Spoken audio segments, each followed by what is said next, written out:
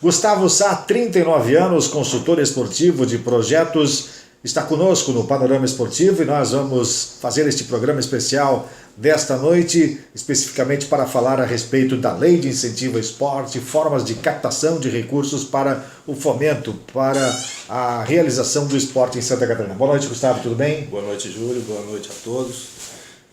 Prazer estar aqui no programa. Muito bem. Gustavo, você é consultor esportivo e também professor universitário, é isso? Isso, trabalhei vários anos na universidade. Na Unisul, é isso? Trabalhei na Unisul por 10 anos. Qual é a sua formação mesmo? Sou profissional de educação física. Profissional de educação física? Tá bom, então estamos em casa. Sim. Profissional de educação física. E atualmente você vem desenvolvendo projetos na condição de prestador de serviços para as entidades interessadas. Como é que funciona este início de projeto? Esse início a gente inicia a abordagem das associações pelo diagnóstico da empresa. E a necessidade dela? As necessidades, o que é que eles visam com o recurso que a gente pode captar, que tipo de ação eles pretendem desenvolver. A gente conhece o projeto, realiza esse diagnóstico para daí a gente ver a melhor estratégia para captar o recurso. E como funciona este processo? A partir do momento que eu sou uma entidade esportiva, estou dentro da legislação, tenho todas as CNDs, as certidões negativas de débito, para quem não sabe, que é muito importante para a elaboração de um projeto e apresentar a documentação. Eu tenho uma equipe de voleibol, por exemplo, e quero implementar alguns outros projetos dentro desta equipe. Eu vou fazer uma consulta a você e disse, Gustavo, você vai atrás deste projeto. Você é quem vai atrás, por exemplo, bater na porta da empresa para de repente ela direcionar parte desses recursos da arrecadação do ICMS para aplicar naquele projeto? Como é que é? No caso da Lei Federal de Incentivo ao Esporte, a Lei de Incentivo ao Esporte, a gente não usa o ICMS, a gente usa o imposto de renda. Ah, o imposto de renda. Imposto de renda. E essa abordagem... Pelo presumido ou pelo... Lucro real. Lucro real. Grandes empresas, né, elas destinam até 1% do imposto de renda devido para projetos aprovados pela Lei de Incentivo ao Esporte em Brasília, no Ministério do Esporte. Então essa parte de diagnóstico da empresa que eu falei anteriormente, a gente determina os itens, determina a melhor estratégia, porque por muito tempo a gente viu projetos que têm a cara do proponente, né, no caso da associação, só que não tem a cara do apoiador. Então é difícil você tentar convencer empresas a apoiarem teu projeto se não tem nada a ver com a política da empresa apoiar esse tipo de projeto. Então desde a parte de desenhar o projeto, do design de o que vai ser solicitado, que tipo de ações vão ser desenvolvidas dentro do projeto, é importante se pensar nos apoiadores, no perfil do apoiador do teu projeto, para a gente evitar que a gente tenha um projeto aprovado e não tenha a captação efetiva. E tem apoiador para todos os projetos hoje no mercado? Eu tenho algumas empresas que já solicitam diretamente os projetos no perfil delas, né? Solicitam que o projeto seja feito com algumas características, então a gente já elabora dessa forma. Tá? E tem projetos já aprovados que a gente busca empresas geralmente do entorno da associação. Né? Então, vamos falar de um caso específico. Vamos falar do projeto de voleibol de Nova Trento com a Vandeca Tomazoni. Sim.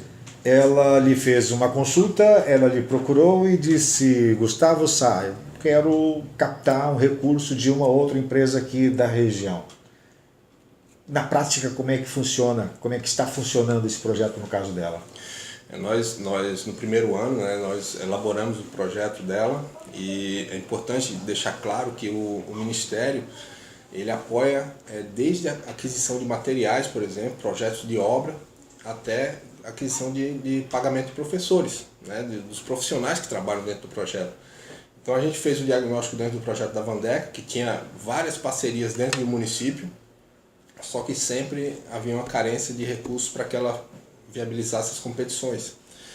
E a gente fez esse diagnóstico, elaborou o projeto dela, levou a Brasília, foi aprovado, entrou em fase de captação de recursos. Então ele está em fase de captação de recursos para efetivamente a gente começar a execução com recursos incentivados. O projeto, quando chega em Brasília, ele não vai com o nome da empresa em potencial. Ele é aprovado lá e aí é dada uma espécie de liberação para você captar esse recurso numa empresa da região. É isso? Isso. É o que a empresa não precisa ser da região. Tá? A empresa que é lucro real no Brasil, ela pode apoiar projeto em qualquer local. Tá? Então, a empresa lá do Maranhão pode apoiar um projeto aqui de Santa Catarina. Tá? Ela usa recurso do imposto de renda, até 1%, como eu falei, né? Para apoiar os projetos. Normalmente, a política da empresa é apoiar projetos do seu entorno, de onde ficam as suas unidades. Tá? Então, a gente encaminha o projeto para Brasília. Inicialmente, ele passa por uma análise documental. Né? A empresa precisa comprovar as CNDs, precisa mostrar capacidade técnica operacional, precisa mostrar que é capaz de realizar aquele projeto que tem histórico esportivo naquela modalidade, naquele segmento. E daí ele passa por uma análise de mérito. Tá? Nessa análise de mérito é visto realmente se o projeto ele vai atender crianças que precisam, jovens que precisam, e aí ele tem realmente o mérito para ser aprovado. Em alguns casos o projeto é diligenciado, porque os técnicos podem ter dúvidas, né, e solicitar esclarecimentos sobre o projeto, até ele ser encaminhado para a reunião da comissão da Lei de Incentivo ao Esporte, que é mensal, e aí ter aprovado e daí ele está apto à captação de recursos. Então, quando há captação de recursos, o projeto é chancelado, quando há aprovação do projeto, ele é chancelado pelo Ministério, né, para que inicie a captação do recurso junto às empresas. Do início da elaboração do projeto a efetivamente o recurso chegar lá na fonte que vai executar o projeto, qual é o tempo médio hoje? Em média, nossa empresa tem conseguido a aprovação desde o início do contato com o proponente para fazer o diagnóstico e elaborar o projeto, encaminhar a Brasília. A gente tem levado em torno de 8 meses para elaborar, tramitar em Brasília, né, ter aprovação e daí a gente iniciar a captação. Se o projeto tem efetivamente um apoiador certo. Se não, daí inicia-se o processo de captação em torno de 7, 8 meses. Tem que ter bastante paciência. Não é para ontem, então. Júlio, eu falo que precisa entender o processo. Né? Eu tenho encontrado grandes empresas que desconhecem ainda o mecanismo de apoio a esse tipo de projeto. E esse é um trabalho que eu tenho enfrentado no dia a dia. De muitas vezes chegar em grandes empresas e eles desconhecerem a lei, eles acharem que não podem apoiar, e aí a gente tem que esclarecer e mostrar que é possível. Eles não precisam destinar recursos de marketing, eles podem destinar parte do imposto de renda que eles devem para projetos, que a gente tem vários em Santa Catarina, projetos muito bonitos que precisam de apoio. Qual é o maior impedimento, qual é o maior empecilho nesse processo todo? O maior empecilho é que normalmente as associações elas precisam de um recurso para ontem, né? E a gente tem que passar por esse processo de elaboração, de tramitação do projeto. Isso para mim, assim, é um lado que eu acho que é importante que o projeto passe por isso, porque um projeto que sai chancelado pelo Ministério como um projeto aprovado, é um projeto que para a empresa, ela tem uma credibilidade, porque o projeto foi analisado em diversos aspectos, e que para receber a aprovação, a chancela do Ministério, é um projeto que é feito por uma associação capaz de fazer, e essa demora, muitas vezes, em ser analisado, em ser...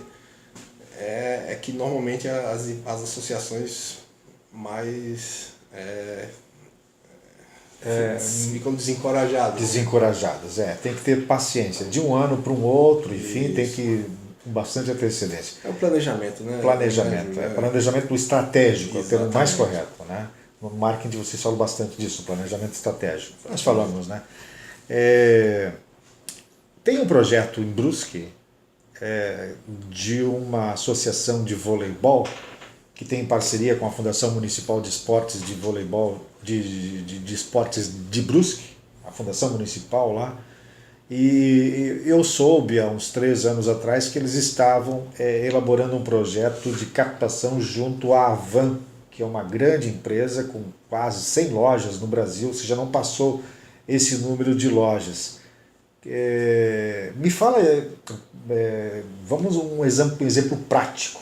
Esta associação de voleibol que tem, se eu não me engano, um técnico da seleção brasileira que está à frente desta associação, né? Seleção Brasileira Infanto-Juvenil, se eu não me engano, me falha o nome dele agora. Professor Maurício Thomas. Maurício Thomas, ex-jogador de voleibol também, né? E na prática, isso lá em Brusque já está acontecendo. A Avan, que é uma empresa originalmente da cidade de Brusque, está apoiando esse projeto, foi sensível a esse projeto, viu possibilidade de incentivar? Sim, sim. E quanto essa associação está... Vamos falar de números, vamos ser bem claros, né? Para o nosso teleinternauta ter uma noção aí de valores. E quanto a Avan está botando nesse projeto mensalmente? Bom, também o processo se iniciou... Se você não falar no número, eu vou falar. Bom, o processo de Brusque também iniciou em 2013, né? A gente caminhou o primeiro projeto para o Ministério, foi aprovado.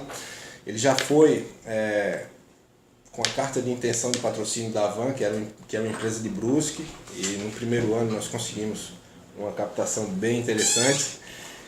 Ele já está finalizando o primeiro ano de execução com recurso incentivado, já foi encaminhado o projeto do ano 2, tá? O segundo ano do projeto, o valor supera 500 mil reais. Supera 500 mil reais? Supera 500 é 1% do faturamento do imposto de renda devido? Esse é o apoio que a Avan deu para o projeto, né? Incentivado. Supera 500 mil reais e que a gente já fez a captação, o projeto já vai entrar em execução no seu ano 2 com recursos incentivados. É um projeto da Associação Brusquense de Esporte e Lazer, da ABEL. Da ABEL, exatamente, ABEL. E isso encoraja esses dirigentes lá para dar continuidade ao projeto e de repente buscar novos projetos, dar voos mais altos. É importantíssimo. Além desses recursos da Avan, desse projeto de incentivo, eles têm outros apoios no município lá. Acho que a Fundação, se eu não me engano, ajuda um pouco, né? Eles têm uma parceria lá com a Arena Brusque, né? A seção da Arena Brusque para o desenvolvimento de núcleos de escolinha de vôlei. E a gente já tem um segundo projeto aprovado pela ABEL, que é para que Brusque volte à Superliga de vôlei com equipe de rendimento. Feminino. Uma equipe feminina. E está em fase de captação de recursos. E que possibilidade nós temos aí para 2016, provavelmente? No caso, o projeto ele entrou em fase de captação há pouco tempo, a gente está buscando aí os apoiadores, porque o projeto é de um valor mais alto, para entrar na Superliga de 2016. E estamos tentando, fazendo contato com algumas empresas para a gente conseguir o recurso.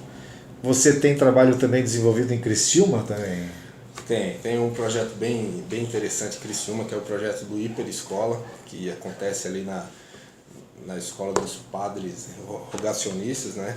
E é um projeto muito interessante que envolve o futsal com crianças em situação de vulnerabilidade social e que também oferece o espanhol. A língua espanhola. Interessante, exatamente. Que eles têm inglês na escola, então eles têm o espanhol dentro do projeto. Esse projeto, há menos de uma semana, entrou em fase de captação de recursos. Também. Parabéns. Forno agora. Fase de captação. Qual é a empresa que está inserida nesse processo aí? A gente fez uma captação para eles, né? Pelo FIA, que é o Fundo da Infância e Adolescente, com a Tractebel. A Tractebel apoiou o projeto deles. A Tractebel sempre procura projetos com um perfil parecido com esse, sim. É uma grande apoiadora de projetos sociais, projetos culturais também. E a gente apresentou o projeto para eles no final do ano passado, eles gostaram e apoiaram pelo Fundo da Infância e Adolescência. Que bom. Boas notícias, estamos dando aí, portanto. O Fundo Esporte, conforme nós já destacamos no bloco anterior, no final do bloco anterior, é um fundo estadual para o desenvolvimento do esporte em Santa Catarina e destina parte do ICMS das empresas para a promoção, o fomento, enfim, do esporte em Santa Catarina. Mas existe uma burocracia muito grande no resgate desses recursos para serem distribuídos às entidades, às associações que promovem o esporte em Santa Catarina. Vamos falar a respeito deste fundo, o Fundo Esporte, criado, se não me engano, em 1995, por aí, 94, que está em atuação hoje, porém as torneiras se fecharam. Pouco tem saído os recursos do governo do estado direcionados para estas instituições. Qual o maior impedimento hoje de captação de recursos junto ao Fundo Esporte, Gustavo? Bom, Júlio, como você falou, no Estado, né, a gente tem encontrado uma dificuldade por conta desse processo de liberação de recursos. A gente tem uma dinâmica para a liberação de recursos que desencoraja algumas grandes empresas que podem apoiar o fundo. O principal deles, e aí eu falo isso principalmente em função de ter meu contato muito próximo às empresas que poderiam apoiar os projetos, é que elas não conseguem destinar, quer dizer, designar para qual projeto elas vão destinar os recursos. Por exemplo, eu sou empresa, uma prestadora de serviços e eu quero apoiar o basquete. Eu quero direcionar os meus recursos para o basquetebol.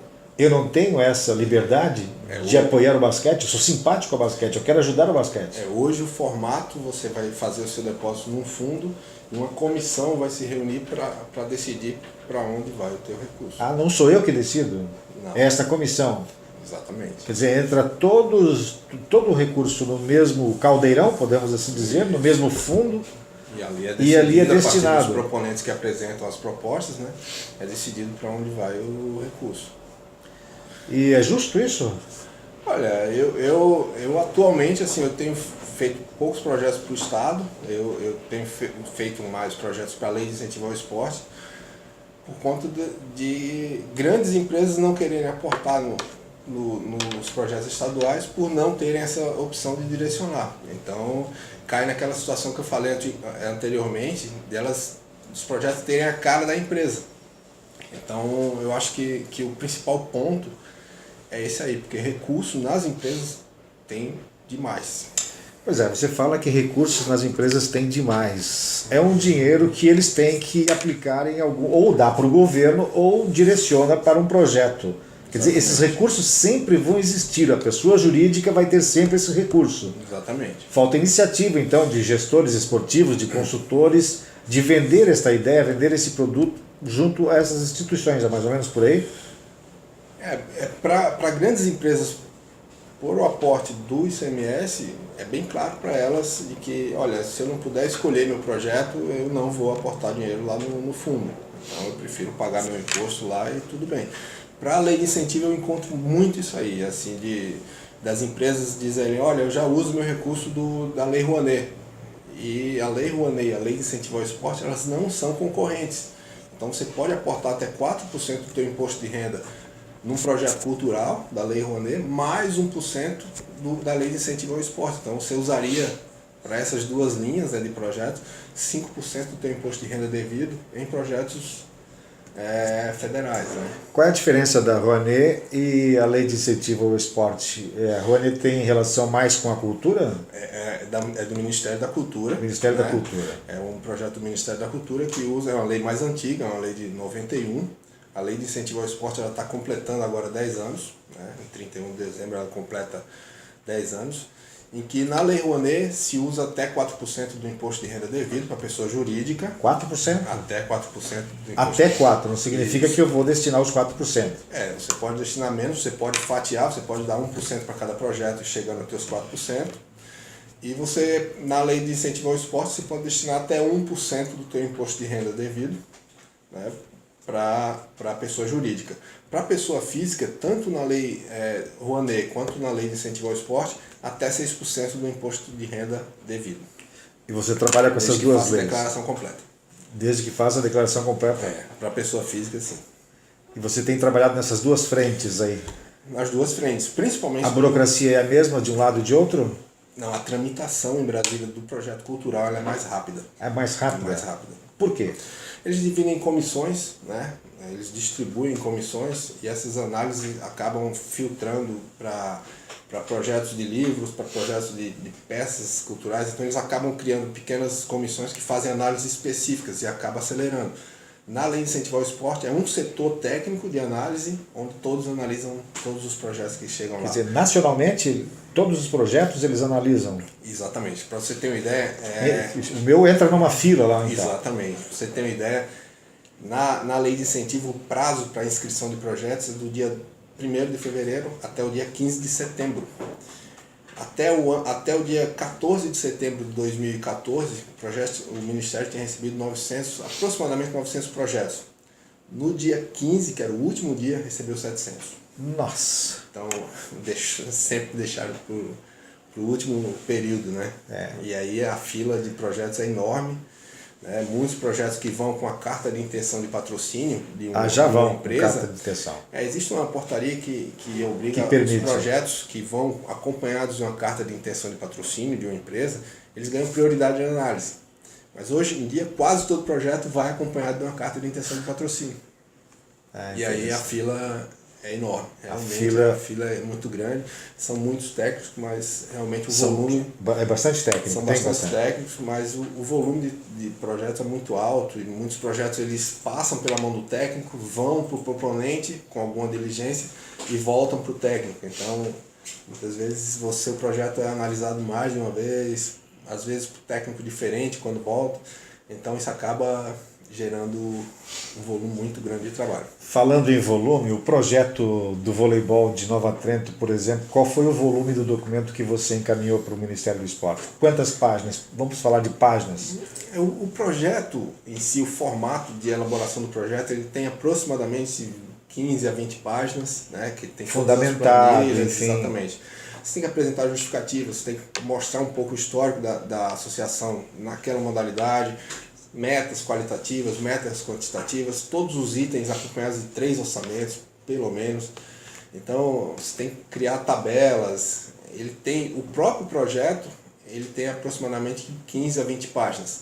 Só que ele vai acompanhado de estatuto, ele vai acompanhado de ata, de todas as CNDs, então vira realmente um calhamaço. Um volume, um calhamaço, um balancete da vida. Interessante. E você atualmente está focado em que projeto? Atualmente eu estou desenvolvendo um projeto para a Federação Aquática de Santa Catarina. Nós temos o Marcelo Amin. Exatamente. Nós estamos fazendo um projeto para substituição dos blocos de saída do complexo aquático da Pedra Branca, né? Colocar dentro do padrão mais atual, e a substituição do jogo de raias, também dentro do padrão internacional, para que a gente volte a receber competições de nível internacional, além de que a gente faça o trabalho das equipes. A gente tem um processo de formação também lá no complexo, com esses materiais que são usados nas competições de ponta, né? E nada impede que uma entidade como essa, a Federação Aquática, possa buscar recursos na iniciativa privada para patrocinar alguns de seus projetos. Isso não impede. Por exemplo, hoje a Federação Aquática tem o apoio da Jasmine Alimentos. Sim. Ela auxilia mensalmente lá com uns recursos. Aquilo ali é um patrocínio à parte. É um patrocínio à parte. Das competições. A gente, com esse projeto, como vai ser encaminhado pela lei de incentivo, a Jasmine, sendo tributada pelo lucro real, ela pode apoiar com o imposto de renda dela devido, ela pode apoiar o projeto. Por que não apoia, então? Está tanto tempo? Não está pronto ainda. Mas já está, a Jasmine é uma das... É uma possível apoiadora. A apoiadora nesse projeto de substituição das raias, dos apoios de lançamento, de largada, dos blocos de saída. É a Jasmine, então. Se ela for tributada pelo lucro real, ela é uma possível apoiadora. Muito bem. Você fez algumas anotações aqui. Você está trabalhando com ciclismo também? Não. Eu fiz uma anotação interessante que eu trouxe alguns dados para vocês, que eu acho que tem a ver um pouco que a gente conversou sobre o mecanismo estadual de apoio ao esporte, né? Que a gente, na última edição dos Jogos Olímpicos, do total de 259 atletas do Brasil que foram para os Jogos Olímpicos de Londres, a gente teve 11 catarinenses, que dá 4% do total. Então acho que essas questões que a gente está conversando de apoio ao esporte no local, acho que tem muito a ver com isso, sabe, Júlio? Esse apelo, você trabalha com esse apelo também de promoção do esporte, enfim, da importância, da revelação de talentos. Essa carta de intenções é acompanhada desta redação, da importância do incentivo para esse atleta, enfim, você trabalha... esse apelo? A justificativa, na verdade, assim, a gente entender que um projeto de formação esportiva, a gente está formando pessoas que grande parte dos projetos de formação esportiva não vão se tornar atletas de ponta, né? Então a gente tem uma função social nos projetos muito, muito forte, né? E, na verdade, os que chegam na ponta no rendimento, no alto rendimento, é 1% do grupo de trabalho. E a gente saber que a gente tem uma função social em cada projeto que a gente faz, para mim é uma recompensa enorme. Assim, não importa se ele vai ser um atleta de ponta de rendimento, vai ganhar medalha, mas o importante é com pessoas, formação, fazendo um berço esportivo, enfim, né? Criando uma cultura esportiva e o esporte é fundamental. Lógico que quando a gente fala de 4%, né, da delegação brasileira ser de atletas 259 atletas brasileiros, total, 11 eram catarinenses, 4% do total eram catarinenses. E a gente entende que esse percentual pode subir a partir do momento que a gente massificar mais. Então, quando a gente tiver um número maior de praticantes, um número maior de projetos com formação e descentralizado, a gente tem um estado que pode ter grandes atletas lá no Oeste, né? Eu tenho pouco contato nos projetos do Oeste, mas a gente tem todo o estado que pode ter muitos talentos espalhados e que esses projetos de formação, assim, a gente pode garimpar grandes atletas e caso não cheguem lá na ponta, a gente vai estar ajudando na formação deles, entende? Então, para mim, esse é uma das melhores partes do meu trabalho, né? Alguma contribuição foi dada, né? Na formação cidadão. Eu saber que eu posso ajudar pessoas por esse tipo de trabalho. E não deixar de ser o seu ganha-pão também, porque você é um profissional da área. Também. Verdade. Isso é uma gratificação muito grande. A sua gratificação? Não. Pessoal? Gratificação pessoal. Minha gratificação. E a gente, quando fala de esporte, a gente vai um pouquinho mais longe. Ainda há pouco no bloco anterior o Gustavo falava da importância do incentivo, do investimento nos talentos espalhados pelo Estado, porque estes podem dar resultados importantes tanto para uma cidade, um estado ou mesmo uma nação. Enche de orgulho, é bom para o ego, é gostoso. E o Gustavo aqui no intervalo nos mostrava um balanço a respeito, não é um gráfico, mas um balanço de crescimento de atletas em Olimpíada. Você pode me ajudar aqui, Gustavo, com o Brasil em Atenas, portanto em 2004, né? Ficou em 16º lugar? Foi a melhor colocação do Brasil em Jogos Olímpicos, em edições. Todas as edições? Todas as edições, a melhor participação, né? Lá a gente teve 5 ouros, né?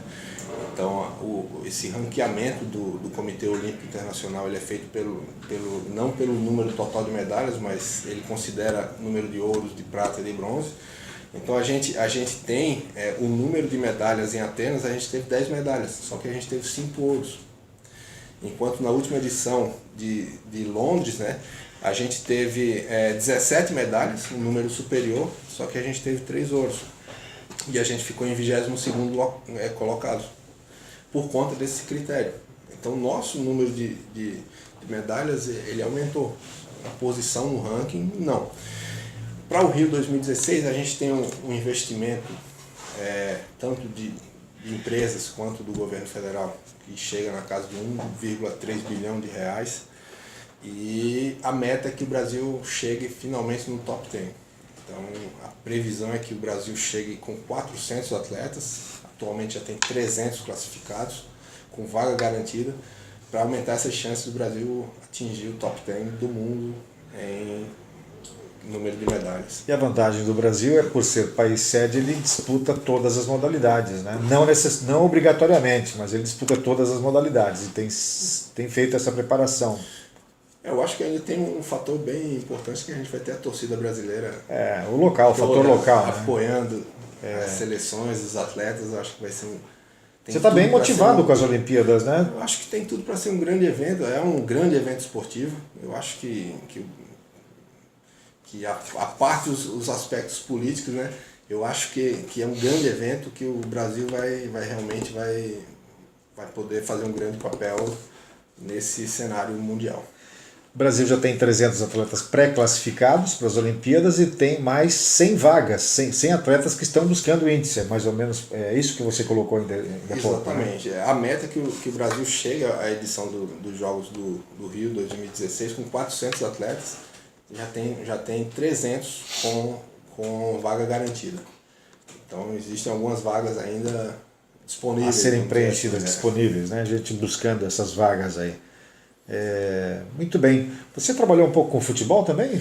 Trabalhei no projeto Jovem Furacão, que é um projeto da categoria de base do Figueirense. É um projeto muito interessante que envolvia quantas crianças ali? São os jovens da categoria de base do Figueirense, da formação, né? Em todas as categorias, dos juniores, do infantil, do infanto, enfim. E eles tinham a formação complementada com o treinamento, né? Então eles iam à escola, eles tinham pedagogo, tem assistente social, tem diversos aspectos que são orientados dentro do programa. Então um programa bem interessante, que dava noções, por exemplo, de gestão financeira para os jovens. Para a moçada lá. É mesmo? Então é um projeto bem interessante. Foi você que montou esse projeto?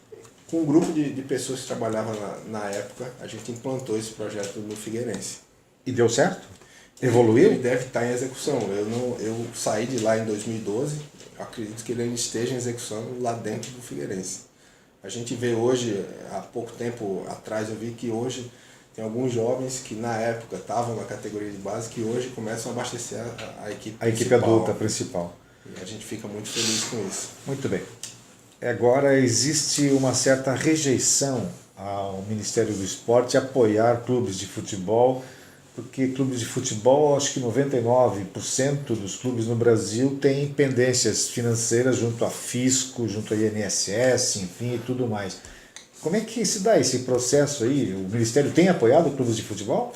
É o que alguns clubes tentaram... Tem uma polêmica, inclusive, agora que quer isentar os clubes de futebol de dívidas antigas. Pelo menos está tramitando isso aí. Tem gente trabalhando em cima disso, politicamente falando.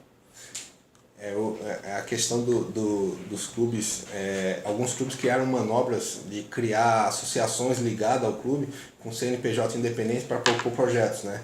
Só que elas não tinham histórico na modalidade para propor aquele projeto, e o Ministério analisa esses itens. Então, os clubes que estavam adimplentes, né, eles podem propor projetos para categoria de base, para formação. A lei de incentivo ao esporte não paga atletas profissionais. Sim, é só informação, né? Isso. Os ditos amadores, né? Exatamente. Que não são profissionais. Muito bem, Gustavo Sá, consultor esportivo de projetos, foi o nosso entrevistado na edição de hoje do Panorama Esportivo. Gustavo, foi um grande aprendizado estar ao seu lado aqui no Panorama Esportivo e gostaria de informá-lo que o Panorama Esportivo, as portas do programa estarão sempre abertas para as boas ideias e as boas notícias que você nos trouxe no programa de hoje. Um grande abraço, uma boa noite, seja bem-vindo sempre aqui no Panorama Esportivo. Eu que agradeço, Júlio. A gente em breve vai ter muita novidade aqui na cidade, a gente tem alguns projetos sendo desenvolvidos em bairros aqui que precisam realmente de apoio de empresas da região, que envolve criança carente, vai ser bem interessante. Eu que agradeço, foi um prazer e estou à disposição. Muito bem.